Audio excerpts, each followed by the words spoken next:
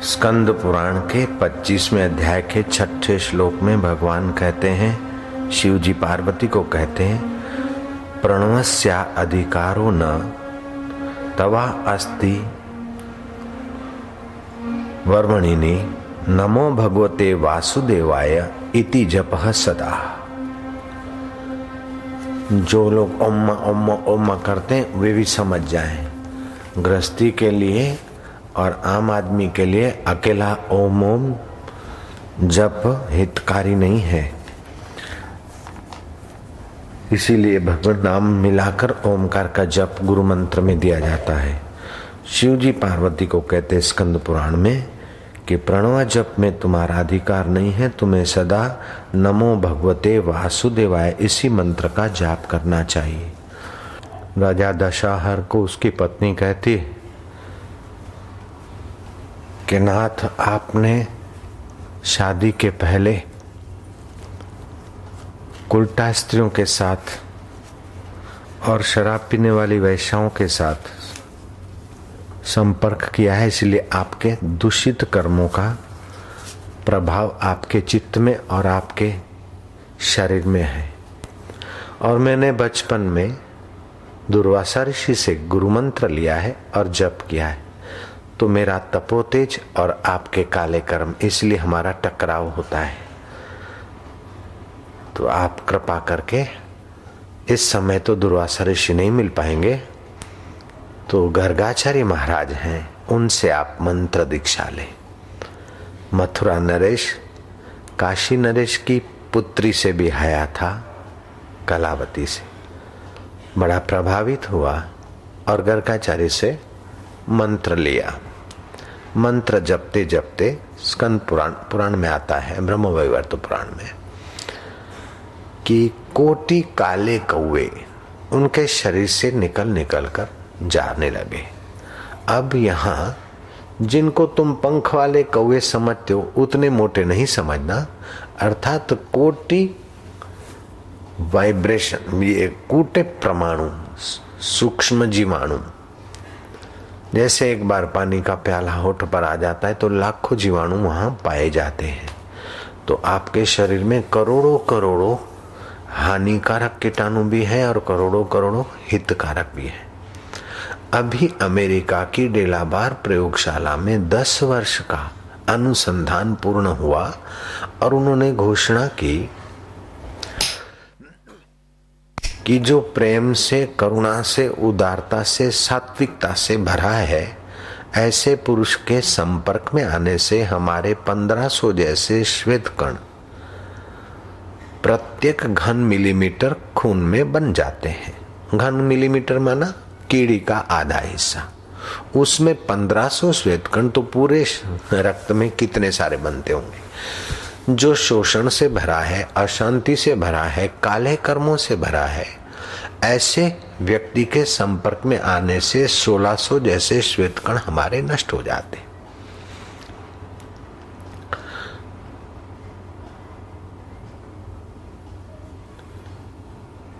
तो हमारी प्राचीन परंपरा में तो वार त्योहार को मंदिरों में जाना, ऋषि आश्रम में जाना, और कोई पर्व हो अथवा कोई शुभ हो तो ललाट को तिलक लगाना और धूप दीप करना, आरती करना, इससे हमारी ओजस्विता बढ़ी रहे और हमारे अवांछनीय तमस और रजस बढ़ाने वाले परमाणु कम हों। औद्धव ने श्री कृष्ण को प्रणाम करते हुए पूछा कि प्रभु, मनुष्य तो चाहता है कि मैं दुखी न रहूं, मनुष्य चाहता है कि मैं सुखी हूं, और फिर भी उससे ऐसी ही इच्छाएं हो जाती है और ऐसे ही कर्म हो जाते हैं जो परिणाम में दुख आएगा, फिर भी वो रुकता नहीं और दुखद प्रवृत्ति कर लेता है। तो प्रभु, आप ज्ञान के दाता हैं, ब्रह्मा विष्णु महेश का जो आत्मा है वही आप साकार होकर आए। मानवता को माधुर्य का दान करने के लिए आप प्रेमा अवतार हैं। कृपा करके मुझे बताइए कि मेरे लिए क्या हितकर है। और मनुष्य जानते हुए भी जानामि धर्मम न च मे प्रवृत्ति जानामि अधर्मम न च मे निवृत्ति ही। धृतराष्ट्र ने जैसे कहा, हम जानते हैं कि अनुचित हो रहा है, फिर भी आंखा मीची कर लेते हैं। ऐसा नहीं कि हमको ज्ञान नहीं है, ज्ञान है, फिर भी गड़बड़ कर लेते हैं। तो ऐसी गड़बड़ कौन कराता है, क्यों कराता है? सवाल ये है। दूसरा उद्धव का सवाल है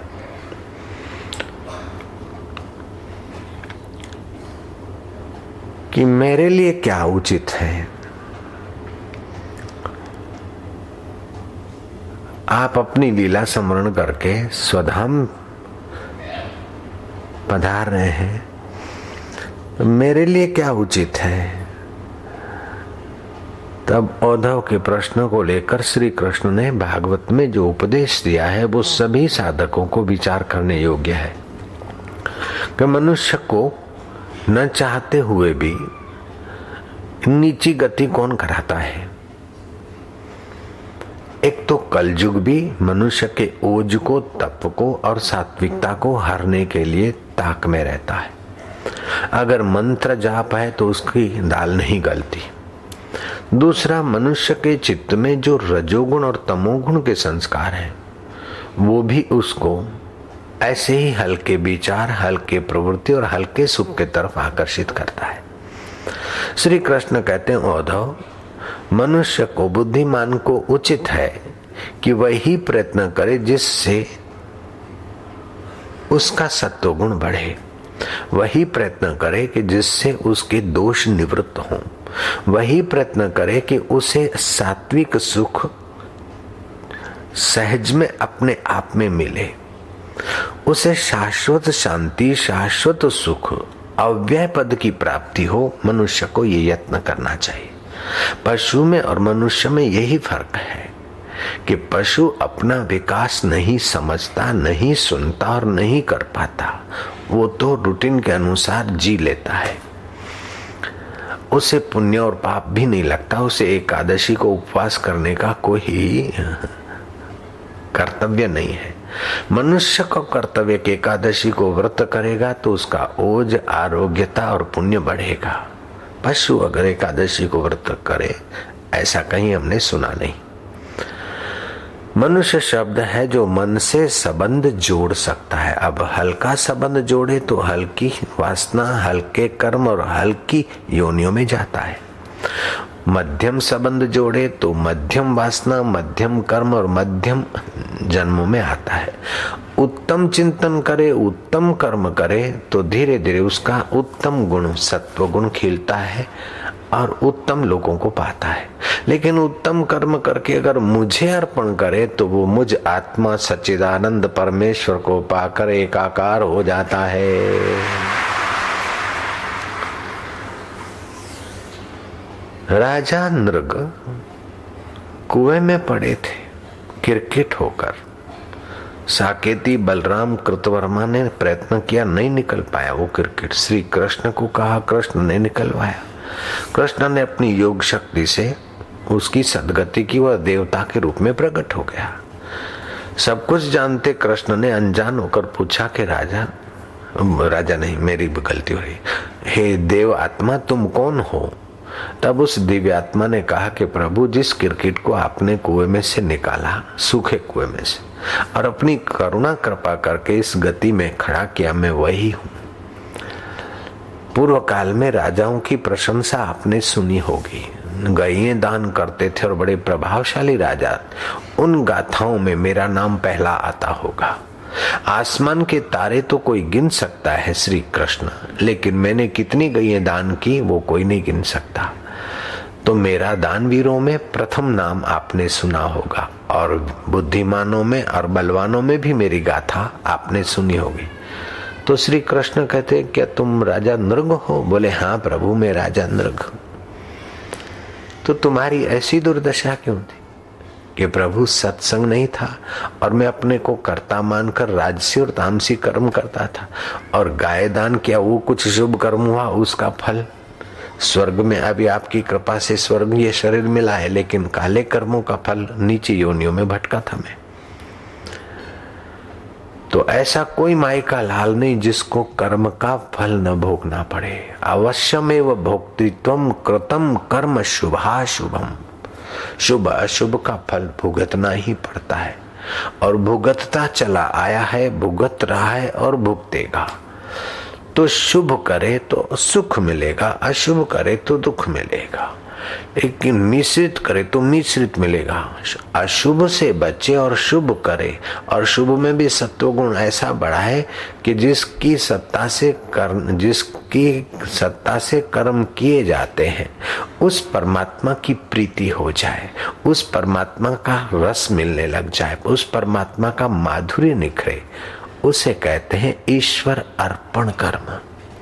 जो ईश्वर अर्पण कर्म बुद्धि से कर्म करता है उसका ईश्वरीय गुण विकसित होता है। हर मनुष्य तीन वस्तुओं का घटक है, पाशवी, मानवी और देवी, ईश्वरी। अच्छे से अच्छे मनुष्य में भी पशु वृत्ति, पशु विकार पाए जाते, देखे जाते, सुने जाते। मानवीय स्वभाव भी देखा जाता है और साधु का, सज्जनता का भी स्वभाव देखा जाता है। पुरुषार्थ ये करना है कि पाशवी वृत्तियों को राजसी वृत्ति से रोके, राजसी वृत्ति को सात्विक वृत्ति से रोके, और सात्विक वृत्ति पर भगवान को अर्पित करके भगवताकार वृत्ति करके मोक्ष का अनुभव कर ले। मरने के बाद नहीं, जीते जी भी कर सकते हैं। और अधूरा रह गया तो मरते समय बड़े बड़े तपस्वियों को, बड़े बड़े यागिकों को, बड़े बड़े व्रत उपवासियों को जो स्वर्ग मिलता है वो स्वर्ग तो साधक को मुफ्त में मिलता है।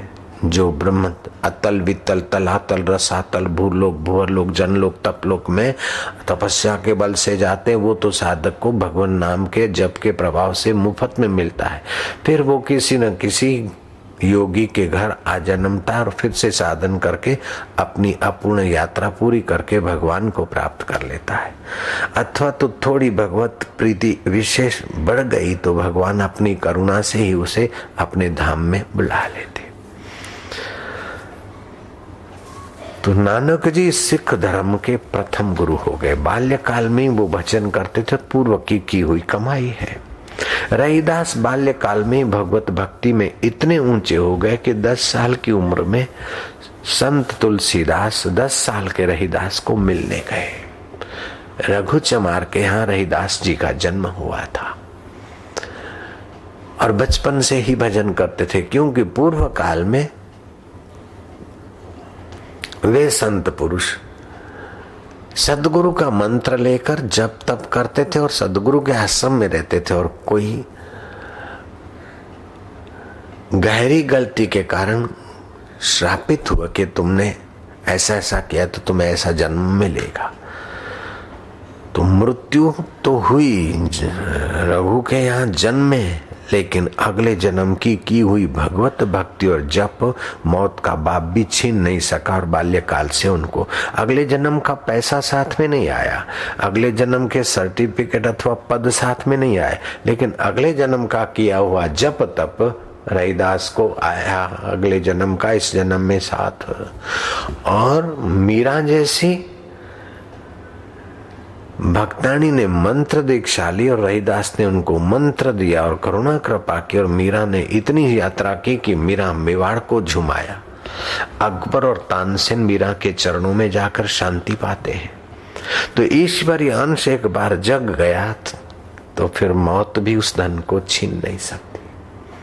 तो पुरुषार्थ ये करना है, चाहे नौकरी करते, धंधा करते, जब घर में रहते, पुरुषार्थ ये करना है कि मौत भी न छीन सके ऐसी अपनी कमाई बढ़ती जाए। भगवत प्रीति अर्थ जप, भगवत प्रीति अर्थ ध्यान, भगवत प्रीति अर्थ सेवा कार्य। नृग राजा ने वाहवाई की प्रीति अर्थ गौवें दान की थी, यश के लिए। और कोई कर्म किए थे तो स्वर्ग प्राप्ति के लिए किए थे, तो फिर वो कर्म जो अच्छे कर्म है स्वर्ग प्राप्ति के काम आए, तो खोटे कर्म नरकी योनियों में भी ले गए। लेकिन ईश्वर प्राप्ति के लिए कर्म करें तो खोटे कर्म अंतर्यामी ईश्वर प्रेरक और कर्म के फलदाता हमारे चित्त की रक्षा करते हैं। तो एक होता है मंत्र, दूसरा होता है भगवान नाम, तीसरा होता है गुरु मंत्र। मंत्रों में वांछनीय अवस्था, वांछनीय वस्तु, वांछनीय परिस्थिति प्राप्त कराने की क्षमताएं होती है। जैसे निद्रा नहीं आती और निद्रा का आप मंत्र जपो तो कंपोज 5 और फलानी और डिंगने कैप्सूल लेने से भी निद्रा नहीं आए, लेकिन निद्रा लाने का मंत्र जपो तो आपको निद्रा आएगी। अभी जपो तो अभी बगासे शुरू हो जाएंगे। लेकिन जब मंत्र फिर भगवान नाम हो तो उसमें भगवती शक्ति काम करती है, भगवान की करुणा काम करती है। अपना मंत्र हो लेकिन उसमें भगवान नाम सहित वाला मंत्र हो और भगवान की प्रीति के लिए हो, तो वहां भगवान की करुणा कृपा काम करती। जैसे बच्चा अपने बल से चले वो अलग बात है, पिता की उंगली माता की उंगली पकड़ के चलता है, कुछ उसकी सुरक्षा है, लेकिन पिता माता ने उसका हाथ पकड़ा है तो उसकी स्पीड भी बढ़ जाएगी और सुरक्षा भी होगी। ऐसे ही गुरु के द्वारा जब वो भगवान नाम मंत्र मिलता है तो मान लो भगवान ही हमारे चित्त को पकड़ लेते हैं और फिर बार बार हमें सत्संग में ले जाते, बार बार सत्प्रवृत्ति कराते।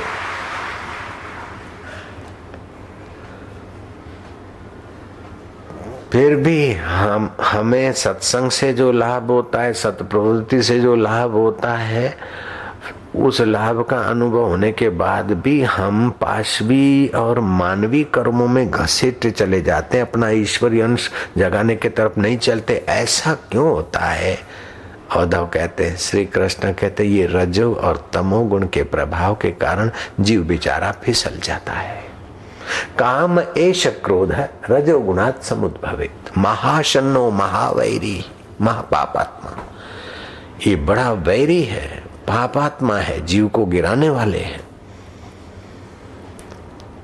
तो जब निर्बल व्यक्ति होता है ना, बच्चा निर्बल होता है तो पुकारता है, रोता है, माँ का बल मांगता है, पिता का बल मांगता है, भाई बहन का बल मांगता है। ऐसे जब निर्बल चित्त है और पाप के तरफ जाए तो भगवान को प्रार्थना करे कि प्रभु बचाइए, प्रभु लोभ हो रहा है, एक दिन सब छोड़ के जाना है, फिर कितना कितना इकट्ठा करो, कितना भी दिखाया आंखों को एक दिन जल जानी है, जीभ को कितना भी चटोरापन कराए एक दिन खाक में मिल जाएगी, धन और वैभव कितना भी ऐश आराम किया शरीर तो जल जाएगा, जो जल जाएगा उसके पीछे मेरा सब कुछ जा रहा है। मौत भी जिसको नहीं छीन सकती, मेरे आत्म सुख को तू जगा दे प्रभु, तू मुझे सतबुद्धि दे, मारा वालुड़ा तू मने सतबुद्धि दे, एवो दी देखाड़ वाला एवो दी उगाड़, भुलावी हूँ मारू ने तारा मां डुबाड़ वाला। इस प्रकार की भगवत प्रार्थना, भगवत स्मृति साधक को मदद देती है, सहायता देती। फिर खान पान आदि सात्विक रखे। 10 चीजों का प्रभाव पड़ता है साधक पर। 10 चीजें अगर तामसी हैं तो उसका स्वभाव तामसी होगा, बस पशु अंश विकसित हो जाएगा। अगर 10 चीजें राजसी है तो उसका स्वभाव राजसी होगा। आजकल तामसी और राजसी लोगों से भरा हुआ है जगत। सात्विक तो कभी कभार थोड़े से कहीं मिलते हैं। अगर सात्विक 10 चीजें होती है तो स्वभाव सात्विक होगा। 10 चीजें कौन सी है? तामसी मंत्र भी होते, राजसी मंत्र भी होते, सात्विक मंत्र भी होते। हम तो जो मंत्र दीक्षा देते ना सात्विक ही देते हैं, तामसी राजसी हमारे बस का नहीं है। खुराक सात्विक राजसी आदि होता है। पैर वेश सात्विक राजसी तामसी होता है। जैसे कोई कामनाओं से भरा है उसे लाल रंग ज्यादा प्रिय होगा, जो स्वार्थ से भरा है उसको खाकी रंग प्यारा लगेगा, अथवा खाकी पहनेगा तो स्वार्थ और अकड़ आने लगेगी। जय श्री कृष्ण। ये मनोवैज्ञानिकों का कहना है। श्वेत रंग सात्विक माना जाता है।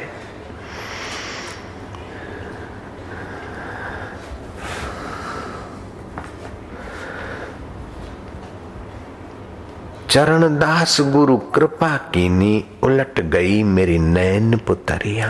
गुरु ने कृपा की और मेरी सोचने की, विचारने की वृत्ति बदल गई।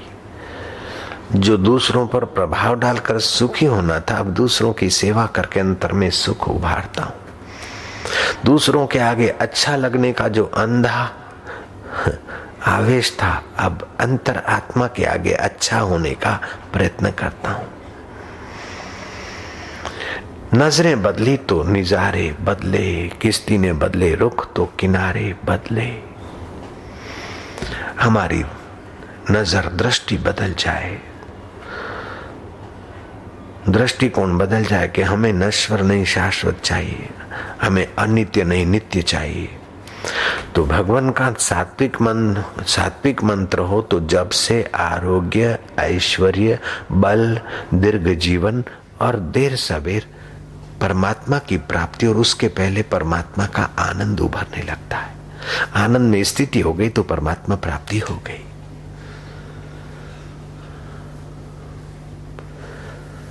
राजसी मंत्र मनोकामना पूर्ति के लिए होते हैं। तामसी मंत्र मनोकामना पूर्ति, मारण, मोहन, उच्चाटन, तांत्रिक आदि होते हैं। दृढ़ इच्छा शक्ति हो, अडिग आस्था हो, एकांत में प्रीति हो, जनसंपर्क से समय निकाल कर अनुष्ठान किया गया हो, रहा गया, उपवास का आश्रय हो, सात्विक भोजन हो, श्रृंगार और विलासिता का त्याग हो, धरती पर शयन हो, मिथ्या भाषण, अति भाषण या कटु भाषण का त्याग हो, मौन का आश्रय हो, जप और शास्त्र चिंतन हो, मनोविकार को नियंत्रित करने की कला हो, राग से अपने को बचाए। तो ऐसा पुरुष इसी जन्म में परमात्मा का साक्षात्कार कर तो लेता है, लेकिन परमात्मा का सुख बांटकर कईयों की नैया पार लगाने का सामर्थ्य भी आ जाता है उसमें। तो लोगों की नजर से चाहे आप किसी बड़ी पोस्ट पे हो, लेकिन सात्विक गुण बढ़ाने के तरफ अगर आप ध्यान नहीं देते तो आप अपने साथ अन्याय करते। लोगों की नजर से आपका बड़ा होदा हो, बड़ी संस्था हो, बड़ा कुछ हो, लेकिन वो सारे बड़पन का फल यही है, बड़ा रह जाएगा। बड़े में बड़ा ईश्वर है और ईश्वरीय अंश आप जगाने के लिए अगर समय नहीं निकालते तो शास्त्रीय भाषा में शास्त्र उसको मूढ़ कहते हैं, वो मूर्ख है। भले दुनिया की सारी डिग्रियां उसके पास है, कृष्ण उसे गाली देते हैं। कृष्ण कहते हैं विमूढ़ा, वीआईपी कोटा का मूर्ख। विमूढ़ा नानु पश्यन्ति ज्ञान चक्षुषा। विमूढ़ लोग मुझ आत्म सुख को नहीं पाते, ज्ञान चक्षु से मिलता है। तो अभी ये सत्संग के आखिरी सत्रों से हम गुजर रहे हैं। सूत्रात्मक प्रेरणा मिल रही है कि अपने जीवन में नियम की नितांत आवश्यकता है। कोई सात्विक नियम कर ले। प्याज, लहसुन, मांस, शराब ये तामसी और राजसी वृत्ति को बढ़ाते, साधक को ये वर्जित होता है। सात्विक जगह पर जाने से स्वाभाविक ही सत्वगुण बढ़ता है, जैसे तप की जगह, ध्यान की जगह, और जहां पूर्व काल में पुरुषों ने जप ध्यान किया है या अपन ध्यान भजन करते हैं, वो सात्विक जगह है। जब कभी आपको मौका मिला तो पवित्र हाथ पैर धो के पवित्र होकर आचमन लेकर फिर उस कमरे में गए, आपकी वो सात्विक जगह हो गई। महीने 15 दिन अथवा 2 महीने में 1 दिन छुट्टी का आप शनिवार की रात को संकल्प करेंगे कि कल का रविवार ईश्वर के लिए, हम अपना ईश्वरीय अंश जगाएंगे। यहाँ की चीजें तो यहीं रह जाएगी, शरीर भी साथ नहीं चलेगा। जो शरीर साथ नहीं चलता, फिर भी जो साथ चलता है, उस खजाने को पाने के लिए एक इतवार निकालते। निकाल सकते हैं, कर सकते हो। ये बुद्धिमत्ता है, यही धन है। बाकी तो कोई छोटा ढेर छोड़ के मरा तो कोई बड़ा ढेर छोड़ के मरा। और ज्यादा इधर उधर के पैसे बच्चों को मिलते, कुटुंबियों को, तो उनकी इच्छाएं बढ़ जाती है, उनकी अशांति बढ़ जाती है, उनका अहम बढ़ जाता है। मुफ्त का खाना, सत्यानाश जाना। और आप रविवार को कमरे में चले गए, जप किया, ध्यान किया, शास्त्र पढ़े, थके तो लेटे, लेकिन उसी कमरे में रहे दिन भर 24 घंटे। एक सुबह को गए, दूसरी सुबह बाहर आए। आप पाओगे कि आपके अंदर ईश्वरीय अंश क्या चमत्कार करता है। आपने इतने दिनों तक जो कुछ किया उससे वो 1-2 दिन का सलंग जप, ध्यान और सात्विक खुराक और रहन सहन आपके ईश्वरीय अंश का चमत्कार आपके जीवन में ले आएगा।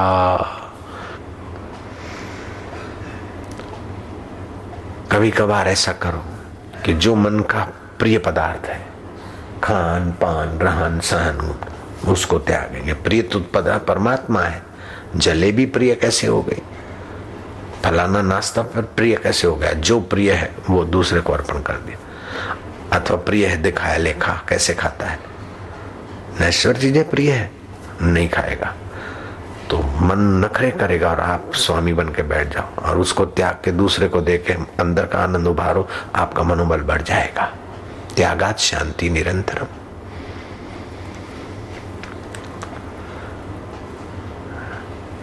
राजा भरतरी की आसक्ति हो गई कि जरा सही जलेबी खा ले। फिर जलेबी तो ली और दूसरे हाथ में भिक्षा पात्र, उसमें गोबर भर लिया। राजपाट छोड़ के साधु, और अभी भी जलेबी खाने का चस्का गया है। नहीं, जलेबी खाएगा नहीं। एक हाथ में जलेबी, दूसरे हाथ में गोबर का कोर, ले खा खा खा खा। गोबर का कोर मुंह में ठोस दे और जलेबी तालाब में फेंक दे। सारी जलेबी चली गई, एक जलेबी बची तो मन बोलता है इतना तो खाने दो, बहुत भूख लगी। क्या रे, अभी दो खा। वो भी जलेबी फेंक दी। मन अंदर में चिल्लाने लगा, अब तुम्हारी आज्ञा में चलूंगा। राजा भरतरी ने भरतरी महाराज हो गए, सिद्ध पुरुष महापुरुष बन गए। मन के हारे हार, मन के जीते जीत। तो ये ईश्वरी अंश जगाने के लिए आप ही प्रयत्न करोगे तब हमारी मेहनत सफल होगी। विद्यार्थी अगर प्रयत्न नहीं करे तो मास्टर की मेहनत व्यर्थ है।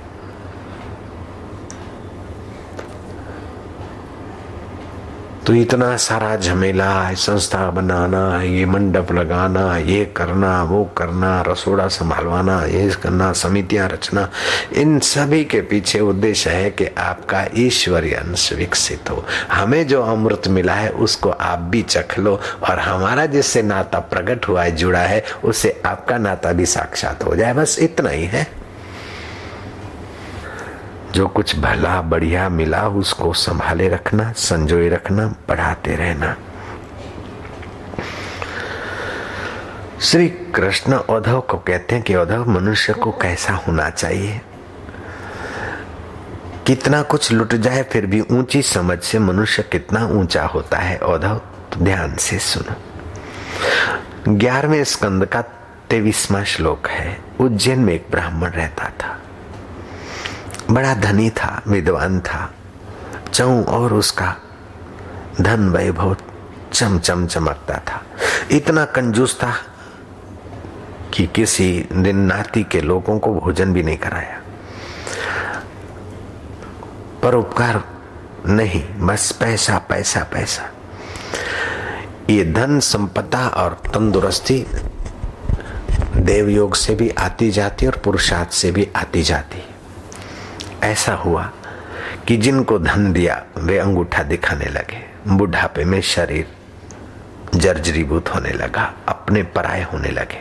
मित्रों ने भी करवट ली कि इसका धन किस काम का, और किसी ने शिकायत कर ली तो राजा ने भी टैक्स बैक्स का निमित्त बनाकर उसका धन हर लिया। जब धन उसका चला गया तो कुटुंबी भी पहले से ही रुष्ट थे, प्रकट होकर रुष्ट हो गए। मुनि मैनेजर ने भी देखा कि अब सेठ में कोई दम नहीं, वे भी अकड़ू हो गए। आखिर यहां तक उस ब्राह्मण की हालत हुई कि उसको ग्रह का त्याग करना पड़ा, साधु बन गया। तो लोग बोलने लगे कि अच्छा है, हरामजादे ने अब साधु के कपड़े धारण करके पेट भरने का रास्ता खोल लिया। लोग सुनाते थे, लेकिन उस ब्राह्मण को सत्संग मिल गया। लोग चाहे कितना कोसे, परिस्थितियां चाहे कितनी भी उल्टी हो जाए, सत्संग का आश्रय, ईश्वरी अंश का आश्रय मिल गया उसे। वो ब्राह्मण अपने मन को समझाता है कि धन तो चला गया, वैसे मरकर भी तो छोड़ना था, भगवान ने जीते जी छीन लिया। भगवान कितने दयालु हैं।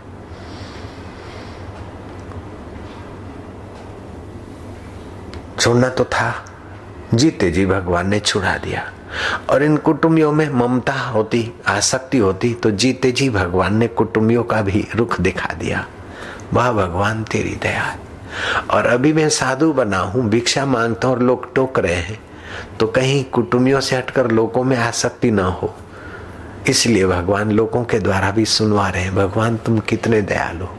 ये सोच विचार सात्विक होने से ब्राह्मण कष्टों के बीच होते हुए भी भगवत रस जगाकर अंदर का सुख ले रहा है। मनुष्य कितना स्वतंत्र है ईश्वरीय अंश जगाने में। कभी कभार उद्धव, वो ब्राह्मण भिक्षा लेकर उज्जैन नगरी, महाकाल जहां मेला लगता है, कुंभ होता है, वो उज्जैन, जहां श्री कृष्ण पढ़ते थे, रहते थे, सांदीपनी आश्रम, आजकल वही जमीन अपने समिति ने खरीदी और वही अपना आश्रम है। जो कृष्ण के गुरुजी का था वही तुम्हारे गुरुजी का जगह है। जय जय। सुनो भी,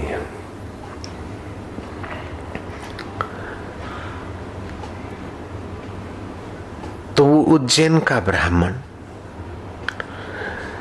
धन में 15 अनर्थ हैं, ये कथा से सुनकर भगवान को धन्यवाद देता है कि धन से अहंकार आता है, धन से अधिक इच्छाएं होती है और धन अधिक होने से दूसरे शत्रु भी बन जाते हैं और धन अधिक होने से उसकी संभाल का भी टेंशन हो जाता है। धन के 15 दुर्गुण, 15 सद्गुण है, 64 दुर्गुण है। मैंने सद्गुणों का तो उपयोग किया नहीं कि उसी धन से शास्त्र लिए जा सकते हैं, वही धन सेवा पूजा में खर्चा जा सकता है, वही धन माता पिता की सेवा और पितरों का तर्पण करके अपना कुल तारा जा सकता है, महापुरुष के देवी कार्य में खर्च के धन को सार्थक किया जा सकता है। मैंने 15 धन के गुणों का फायदा नहीं लिया, लेकिन 64 दोषों से मैं दब रहा था। भगवान ने सारे दोष का जो मूल था वो धन ही मेरा हर लिया। ममता का जो मूल था वो भी भगवान ने हर लिया। आसक्ति का जो शूल था वो भी भगवान ने हर लिया। प्रभु तुम बड़े दयालु हो। इस प्रकार मुझे अंतर आत्मा परमेश्वर को वे ब्राह्मण धन्यवाद देते अपने चित्त में भगवताकार वृत्ति करने लगे। फिर भी जिनका स्वभाव ईर्ष्या और द्वेष का था, ऐसे लोग उस ब्राह्मण को नदी तट पर भिक्षा खाने को बैठता तो वहां आकर कुछ का कुछ सुनाते, और कुछ ऐसे भी होते कि वो ब्राह्मण कहीं लेटा है, बैठा है, तो अधो वायु अर्थात चने की दाल खाकर बमबाजी करते थे अपने शरीर की। इतना होने पर भी ब्राह्मण अपने चित्त को सात्विक बनाता था कि अधो वायु छोड़ते हैं तो ये जल जाने वाली नाक के आगे छोड़ते, जल जाने वाले शरीर का अपमान करते हैं, लेकिन शरीर मरने के बाद भी जो नहीं मरता, मैं आत्मा परमात्मा तेरा हूं। ये सात्विक चिंतन से उस ब्राह्मण ने मेरी अनुपायनी कृपा, मेरी पराभक्ति जागृत की। वैदी, गौणी, अनुरागा और पराभक्ति। वैदी भक्ति तो सब कुटुंब परंपरा से करते हैं। मुसलमान का बच्चा है तो अल्लाह अकबर करता है, सिख का बच्चा है तो सगला समगरी तुम्हारी सूत्रधारी, तुमसे वही सुहाग्याकारी, तुम ठाकुर तुम पैरदास करता है। सिंधी का बच्चा है तो आयो लाल झूले लाल, मराठे का बच्चा है तो गणपति दादा मोरिया करता है, गुजराती का बच्चा है तो कृष्ण गोविंद हरे मुरारी हे नाथ नारायण वासुदेवा। अथवा गायत्री का मंत्र कटा भूर्भुवः स्वः तत्सवितुर्वरेण्यं तुल्यं भर्गो देवस्य धीमहि धियो यो न प्रचोदयात्। आवा बेटा वाह। तो कुल के अनुसार जो भक्ति भाव मिले उसे कहते हैं वैदिक भक्ति। फिर भगवान की कथा सुनकर, सत्संग सुनकर गुण सुनकर भगवान के तरफ अधिक चले, गौणी भक्ति। फिर भगवान में अनुराग होने लगे, भगवत रस आने लगे, अनुरागा भक्ति। और उसके बाद अनुरागा भक्ति परिपक्व होती तो पराभक्ति, पराभक्ति तो मेरा अनुभव करा देती, मद भक्ति लभते पराम, वो मेरी पराभक्ति को प्राप्त हो जाता है। तो आपने इन 4 दिनों में जो कुछ भक्ति ध्यान ज्ञान सुना, उसको पराभक्ति में ले जाने के लिए सदैव अपने ईश्वरीय अंश जगाओ। ऐसा हो गया मेरे पास, ऐसा नहीं, मैं इतने दिन से भक्ति करता हूँ और मेरा पगार नहीं बढ़ा, ये राजसी मांग है। मैं इतने दिन से भक्ति करता हूँ, मेरा प्रमोशन नहीं हुआ, मेरा दुश्मन की टांग नहीं टूटी, ये तामसी भक्ति है। लेकिन कितना भी कुछ हो, वाह प्रभु वाह, ये सात्विक भक्ति है। पूरे हैं वे मर्द जो हर हाल में खुश हैं, मिला अगर माल तो उस माल में खुश हैं, हो गए बेहाल तो उस हाल में खुश हैं, कभी ओढ़े टाट तो कभी बाट में खुश हैं। इस प्रकार अपने चित्त की रक्षा करें। औधौस ब्राह्मण ने अपने चित्त की रक्षा की। पीड़ोत भवया सिद्धि, पीड़ा सहने से सिद्धि मिलती है, अपने उद्देश्य की पूर्ति होती है। क्रोध और गर्व को, अहंकार को, भेद बुद्धि को उस ब्राह्मण ने दूर से ही त्याग दिया था। स्पर्धा अथवा तो बदले की भावना को उसने त्याग दिया था और सदैव मेरा सुमरण चिंतन करता और जहां तहां विचरता।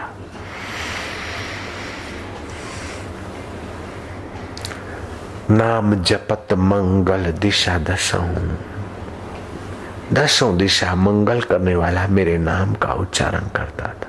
नानक जी कहते हैं, नाम धन नामो रूप रंगा, नाम ही धन है, नाम ही का, नाम ही रूप है, नाम ही रंग है। नामो सुख हर नाम का संगा, नाम में भगवान, नाम में ही सुख और भगवान नाम ही मेरे संग है। नाम रस जो जन तृप्ताने, नाम के रस से जो लोग तृप्त हुए, मन तन नाम है नाम समाने, उनका मन और तन के कण भी नाम के प्रभाव से पावन हो जाते, ईश्वरीय अंश से ओतप्रोत हो जाते हैं। उठत बैठत सोवत नाम, उठते बैठते जो सात्विक भक्त हैं, ईश्वरीय अंश जगाने में लग जाते हैं, उनका स्वभाव होता है उठत बैठत सोवत नाम, कह नानक जन के सदा ये काम। जो भगवत जन है उनका सदा ये काम है कि अपना ईश्वरीय अंश जगाए। बस श्वास माई जपे ते दुविधा रहे न कोई। चरणदास ने कहा, श्वास में जपे दुविधा न रहे। सुबह श्वासोश्वास का मंत्र दिया था। कबीर जी ने कहा, सांस सांस सुमरन करे, यह उपाय अति नेक, ये अत्यंत नेक उपाय है, शॉर्ट मार्ग है। कभी तो ऐसा उच्चारण किया और जब अकेले में बैठे, श्वास अंदर गया जप का हिस्सा, बाहर गया जप। इससे आपकी ईश्वरीय अंश की ऐसी अनुभूति जल्दी होगी कि 12-12 साल मनमुख साधन करने वाला एक तरफ और आपके 12 घंटे की कमाई उससे आगे निकल जाएगी। बिंब सो जासु नाम नर कहीं, जन्म अनेक रचित अघ दहीं। ये श्वासोश्वास का नाम जैसे बिंब से प्रतिबिंब पड़ता है, ऐसे बिंब स्वरूप आत्मा से ही सारी इंद्रियों का प्रतिबिंब और मन का होता है। कई जन्मों के संस्कार मिटा देता है। तुलसीदास ने कहा, बिंब सहु जासु नाम नर कहीं, जन्म अनेक रचित अघ दहीं। अनेक जन्मों के काले कर्म, अनेक जन्मों के काले कुटिल प्रमाण, अनेक जन्मों के पाशवी और मानवीय वासनाएं मिटती और ईश्वरीय अंश जगता है। बहुत ऊंचा धन मिल रहा है आपको। आप करें तो लाभ होगा, लेकिन ये सुनने से भी कई कपिला गौदान करने का फल होता है। आप वो सत्संग सुन रहे हैं, सत्संग की जगह पे आते एक एक कदम तो एक एक यज्ञ करने का फल होता है। बैठते हैं तो भक्ति योग आपका फलित होता है, सुनते तो ज्ञान योग फलित होता है, और जब करते हैं तो जप यज्ञ फलित होता है। साधारण पुण्य होता है तो आदमी को सुविधा मिलती है, विशेष पुण्य होता है तो यश मिलता है, परम पुण्य होता है तब सत्संग मिलता है, और वो परम पुण्य भी फलता है तब साधन में दृढ़ रुचि होती है। हम चाहते कि वो परम पुण्य भी आपका फलित हो जाए। एक सेठ कथा सुनने को आया था। जहां ठहरा था कथा मंडप में आते जाते उसकी चप्पल फट गई, मोची से सिलाने लग गया। मोची और नाई बात भी करेंगे काम भी करेंगे। मोची और नाई की जात। सेठ क्या थी आया? मुंबई थी आयो छू बापूनी कथा सांभळवा। शुद्ध पानी, शुद्ध हवा, शुद्ध दूध, शुद्ध वातावरण, थोड़ी शांति मळे એટલે આવ્યો છું। मोची की आंखों से पानी बरसा। क्यों भाई?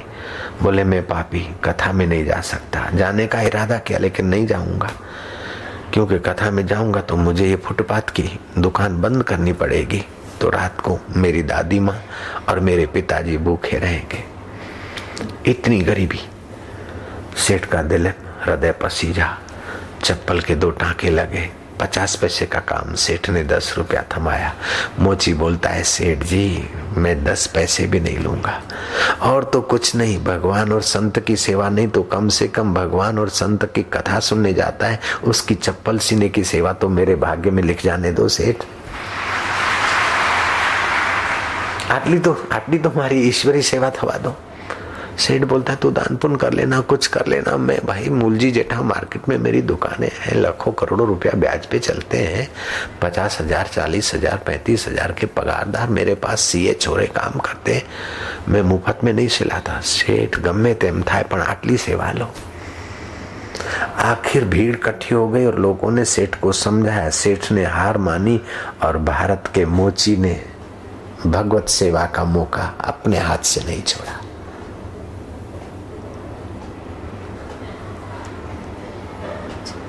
उत्तम सेवक, उत्तम मनुष्य ईश्वरी सेवा खोज लेता है। मध्यम को संकेत मिलता है तब करता है, और कनिष्ठ को जब गुरु आज्ञा करता है कि तुम सेवा करो तब करता है। और कनिष्ठ तर 4th क्लास होता है ना, तो सेवा तो कोई करे और वट खुद मारे, अपनी सेवा दूसरे को दे दे।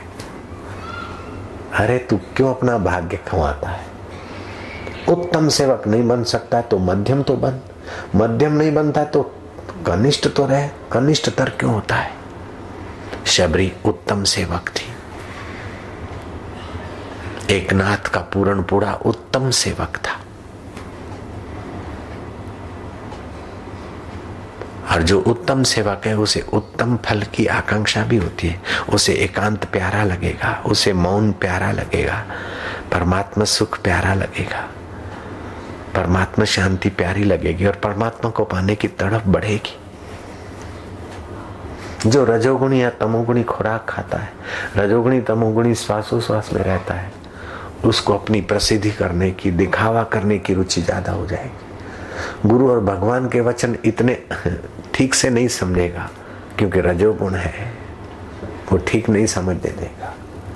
गुरु की कृपा को ठीक नहीं पचा पाएगा। रजोगुणी तमोगुणी, सत्वगुणी होगा तो सीधी कृपा पचा लेगा। इसलिए अपने जीवन में सत्वगुण लाना चाहिए। सात्विक आहार, सात्विक चिंतन, सात्विक व्यवहार।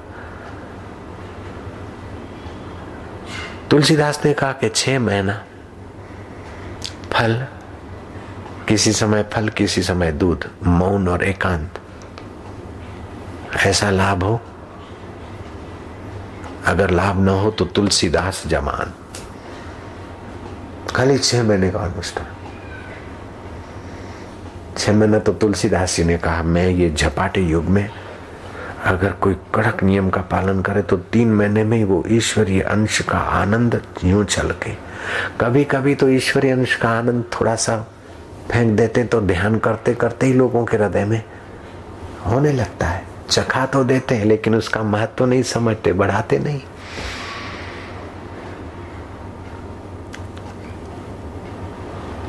हमने सुना था कि ईश्वर प्राप्त महापुरुष अगर आ जाए मौज में तो 1000 आदमी को 1 मिनट में अपना ईश्वरीय सुख की झलक दे सकता है। फिर घर छोड़कर घूमे कि 1 मिनट में 1000 आदमी को कैसे देते होंगे महापुरुष। फिर कोई योगी मिले, उनसे जाना। 40 दिन के लिए हम कमरे में बंद हो गए। 37वें दिन परिणाम आया और फिर मैंने प्रयोग किया। उसमें शिवलाल था। शिवलाल शंकर विलास होटल भूल गया, दाढ़ी रख के बैठा है। वो ईश्वरी अंश का जरा सा स्वाद फेंका था। फिर तो 25, 50, 100, 200, 500, 1000, अभी तो 50,000 पर शिविर में जरा सा फेंकते लोग झूमने लग जाते। ईश्वरी अंश की एक किरण मिलती है। मंसूरी मस्ती ने लोक बिचारा शुं जाने। आप संसार में मजदूरी करके पचमर के जीवन गंवाने के लिए नहीं आए, आप तो अपने हृदय में ईश्वरीय सुख पाने के लिए आए। मृत्यु आकर गला दबोच ले, सब छुड़ा दे, उसके पहले सब जिसका है उससे मन मिलाने के लिए तुम्हारा जन्म हुआ है। इस बात को सदा याद रखना। बड़ा साहब होकर खप मरने के लिए नहीं और छोटा साहब होकर खप मरने के लिए नहीं, बड़ा सेठ या बड़ा बाबाजी होकर विदा होने के लिए नहीं। बड़े में बड़ा ईश्वरीय अंश है, उसके साथ अपना अविभाज्य संबंध है, उसका साक्षात्कार करने के लिए जन्म हुआ है। इस बात को हमेशा याद रखना। सात्विक खुराक, सात्विक व्यवहार, धामाधामी नहीं, लापरवाही से काम ना करो। जो काम करो तत्परता से करो, बिगाड़ ना हो। Work value work, play value play, that is the way to be happy and के। भगवान का जप तो करते लेकिन काम में भूजू है नहीं। काम भी पूजा है, सेवा है। ऑफिस का काम भी तत्परता से करो। दुकान है तो दुकान का काम तत्परता से, घर है तो घर का काम तत्परता से। तो जो अपना काम तत्परता से करेगा वो ध्यान भी तत्परता से करेगा, जप भी तत्परता से करेगा। और जो केयरलेस होगा तो जप ध्यान क्या करेगा, वहां भी केयरलेस रहेगा। ओछे अक्ल के वे होते हैं जहां मजा आता है वहां भागते हैं, और बुद्धिमान वो होते हैं कि जो आए वो मजे मैं बना दे। विफल वही हो जाते हैं, पलायनवादी वही हो जाते हैं, करा कराया चौपट वही कर लेते हैं कि शॉर्ट टेम्पर्ड और जल्दी मजा लिया, और जल्दी मजा लिया तो धर्म का पालन नहीं कर सकते। धृति, क्षमा, ये सद्गुण नहीं आते। थोड़ा सा सुना दो।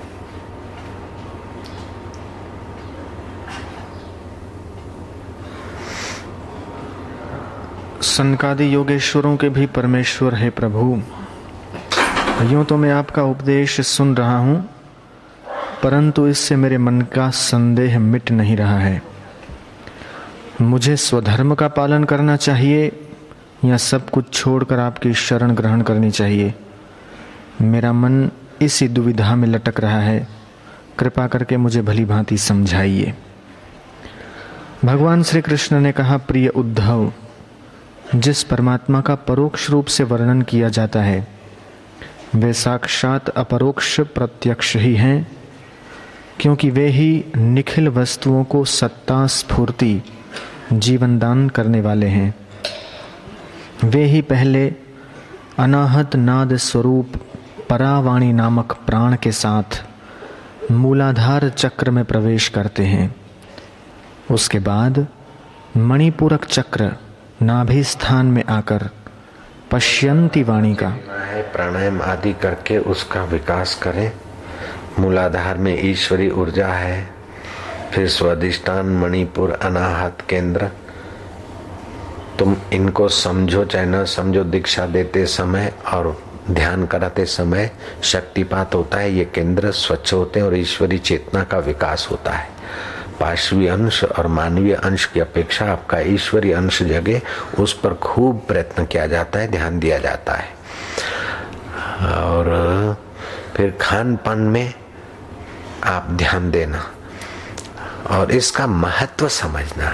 ईश्वरी अंश जगाने का, विकसित करने का, आपकी भूख जितनी जगेगी उतना लाभ ज्यादा होगा।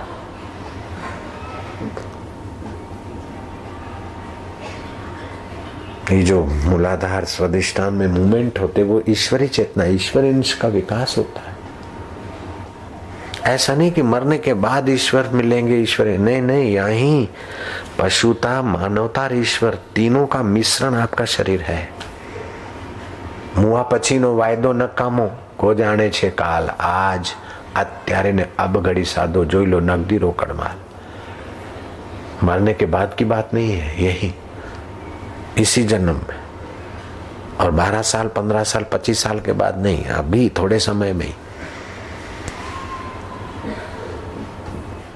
वह आत्मा ज्योतियों का ज्योति है। एक सूरज ज्योति है, चंदा ज्योति है, अग्नि ज्योति है। इन सब ज्योतियों को देखने के लिए नेत्र ज्योति चाहिए। नेत्र ज्योति को देखने के लिए मनः ज्योति कही शास्त्र ने। नेत्र ठीक देखते कि नहीं देखते वो नेत्र नहीं बताएंगे, मन बताएगा। मनः ज्योति को बुद्धि ज्योति देखती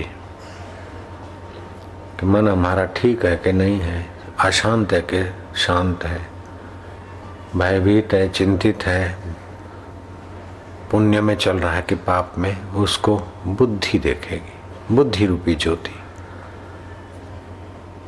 बुद्धि रूपी ज्योति को देखने वाला जीव रूप। मेरी बुद्धि समझ में नहीं आता, मेरी बुद्धि में बात बैठती नहीं, बात बैठी, बात नहीं बैठी और बात बैठी, उसको देखने वाला जीव रूपी ज्योति है। जीव बेचैन है या चैन से है, वो ज्योतियों की ज्योति आत्म ज्योति है। मेरा जी घबरा रहा है, मेरी बुद्धि ऐसी है, मेरा मन ऐसा है, मेरी आंख ऐसी है, ये सब को देखने वाली ज्योत की ज्योत वो आत्मदेव है। ज्योत से ज्योत जगाओ, मेरा अंतर तिमिर मिटाओ। बाहर की ज्योति श्रोत्र ज्योति, शब्द का ज्ञान देने वाली, उसको भी देखती तो मनः ज्योति है। तो ये ज्योतियों की ज्योति अपना आत्मदेव है। तो यहाँ शिष्य प्रार्थना करता कि ज्योत से ज्योत जगाओ। गुरु जी जैसे आप अपने को आत्मा जानते मानते हैं, आप अपने को देह नहीं मानते हैं, मन का देखा, आंखों का देखा, बुद्धि का सोचा, सब उस ज्योति से ही सत्ता पाता है। तो ज्योतियों की ज्योति है अपना आत्मा। और वह आत्मा जैसे अपने अंतःकरण में, ऐसे दूसरों के अंतःकरण में भी। तो अंतःकरण अनेक हैं, जैसे घड़े अनेक हैं, आकाश एक है। आकाश सभी घड़ों में है, ऐसे ही वो ज्योतियों की ज्योति परमात्मा चेतना सभी दिलों में है।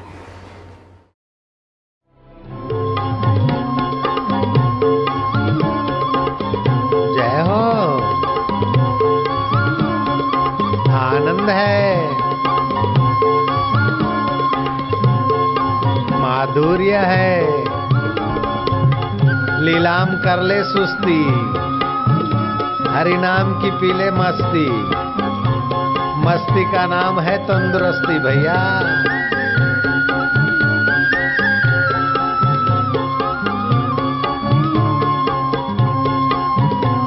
हृदय कमल खिल रहा है, फिकर फेंक कुएं में आनंद है। हरि भजन का मजा ले, हरि भजन में डूब जा।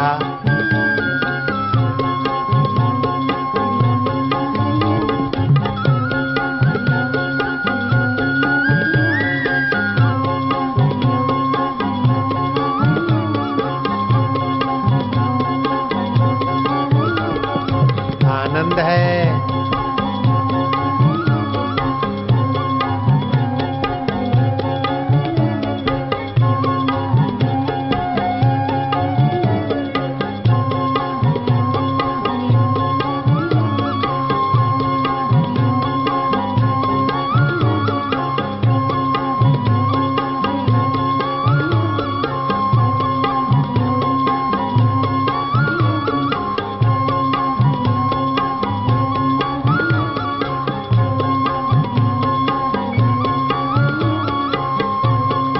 आनंद है, माधुर्य, मस्ती, खुशी।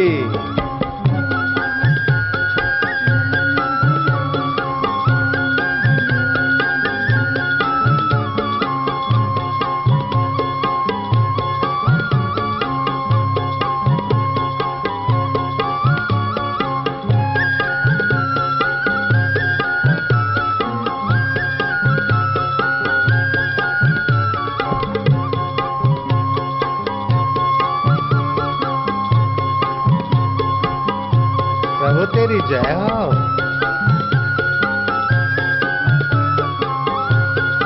आनंद दाता तेरी जय हो।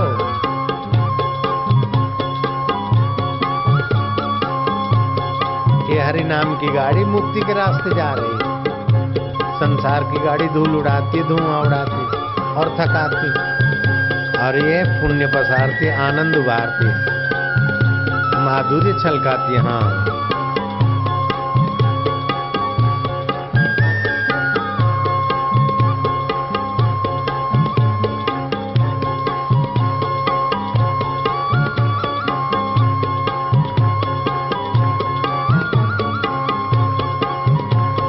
फिकर फेंक कुएं में, तू तो हरि रस पी। जो हो गया देख लिया, जो हो रहा है देख रहे, जो होगा देखा जाएगा। तू रब का रब तेरे, तू प्रभु का प्रभु तेरे।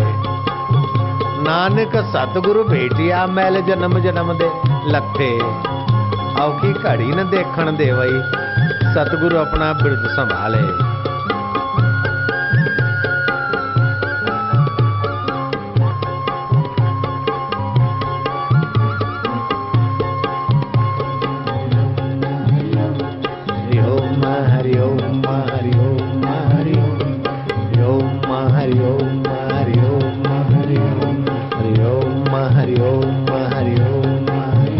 जय हो।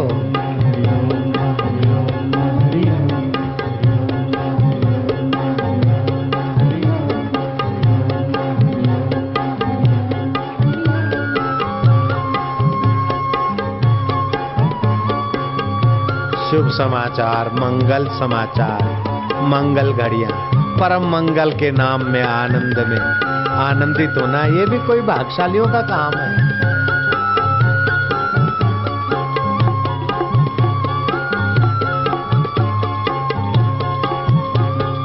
जय हो।